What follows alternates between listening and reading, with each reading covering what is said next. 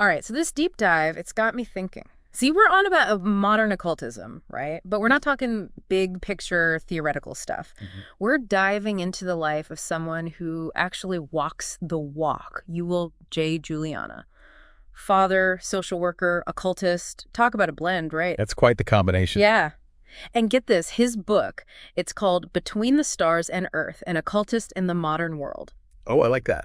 Right. Just the title alone makes you wonder what it's all about. It really does. It's like he's saying there's this link between, well, everything. Exactly. And then in the intro, he's talking about being a dad, social worker, the whole 9 yards. And he says, get this introduction lays out my methods and resources. Bold. It is. Like, hey, come on in. Let me show you how I fit rituals in between soccer practice and like work deadlines. And that's what's so intriguing. So many books on this topic, they're so vague. But Juliana's, it's surprisingly straightforward. He actually explains his techniques. No jargon, like he's talking to a neighbor or something. Occultism for the everyday person, basically. That's a good way to put it. He even says something like, this is for people with families and jobs, real lives. So it's like a how-to guide, but for bridging the gap between, as he calls it, the stars and the everyday. Yeah. He even dives into what he calls his hermetic principles. But don't worry, he doesn't get all high and mighty about it. Okay, because I've heard that term before, hermetic principles. Never really knew what it meant, to be honest. Well, Juliana, he breaks it down, talks about as above, so below. Basically this idea that everything's connected in the universe. Okay, I think I kind of get it. Yeah. But how does he actually use that in his life? He uses it as this reminder that even the smallest actions, they ripple out, Yeah. impact the world. Like it connects him to something bigger. And he lets that guide how he parents, how he approaches his work as a social worker, everything. So it's deeper than just lighting candles or whatever. It's about bringing that awareness into, well, every part of your life. You got it.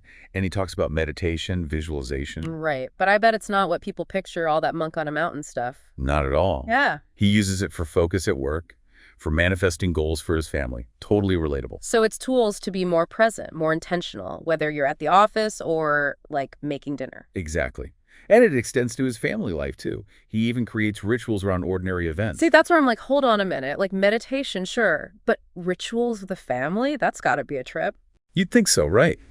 He's honest about the challenges. Blending occultism with family, especially when they don't necessarily get it. Not always easy. Especially if your beliefs are a bit different. For sure. But he offers solutions, ways to talk about it with empathy, respect. Like that Kaplakte text we mentioned, about occultists sharing their beliefs respectfully. It's like this whole deep dive is about that, isn't it? Totally. It's woven throughout his book. He's open about his practice with his family, not to convert them, but so they understand him. He even adapts rituals to be more inclusive, finds ways to honor his beliefs while making everyone comfortable. See, that's what I'm grappling with, because it's not just about occultism, is it? It's anything you're passionate about that others might not understand. How do you explain it without sounding, well, weird? It's a tough one, right? He talks about starting with empathy, understanding where the other person is coming from, and finding common ground. So less, you should believe this too, and more, this is what it means to me, this is how it makes me better. Exactly. He's sharing his truth, but authentically and respectfully. That's something we can all learn from, right? But does he give specific examples? Like, how does this play out in real life? He does. He shares stories about navigating tough talks with family. Like, one time, a family member was worried about his occultism, thought it was dangerous. Oh, man. That's a tough conversation to have. What did he do? Yeah. It could have been a whole thing, but he didn't bite. Instead of getting defensive, he listened. Really listened to their worries.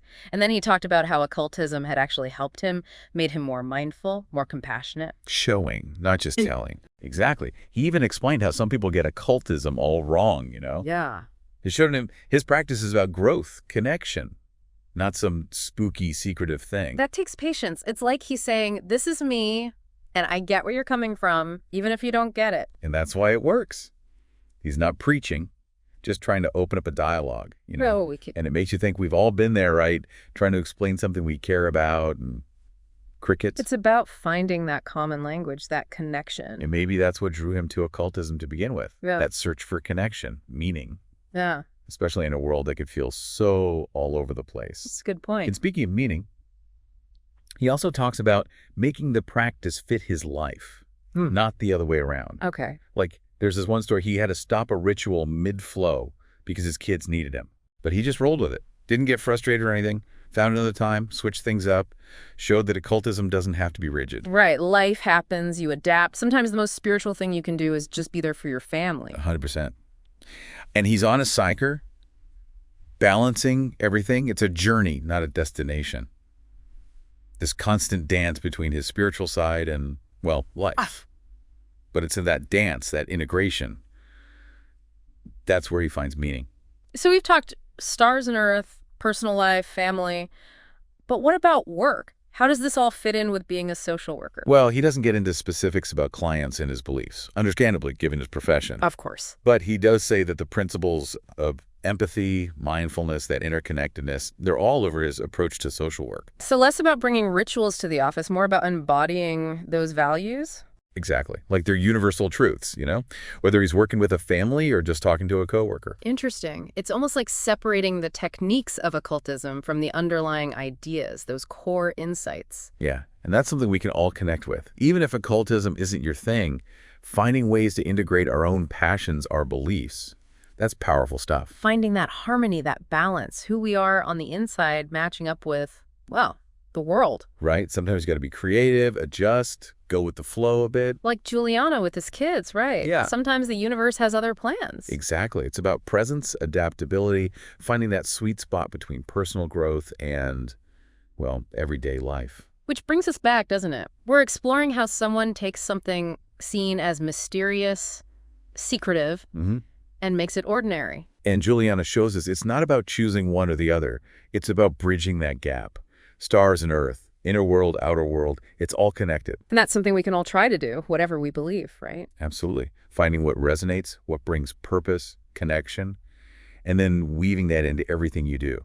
Maybe that's the real magic. It's like he's saying magic isn't about, hocus pocus. It's about finding that wonder in the everyday. And that's a much more relatable message. Yeah. We all have that potential to tap into something deeper, more meaningful. Yeah. In ourselves and the world around us. Totally. Recognizing that magic, if that's what you want to call it. It's not separate from us. It's something we can actually cultivate in our lives. And that's what makes Juliana so inspiring.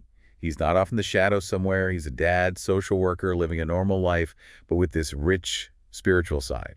Right. It's like he's proving it's possible to have both, to be spiritual and grounded, connected to the people you love. Those things don't have to be at odds. And maybe that's the big takeaway here. It's not about doing occultism right or any one path, really.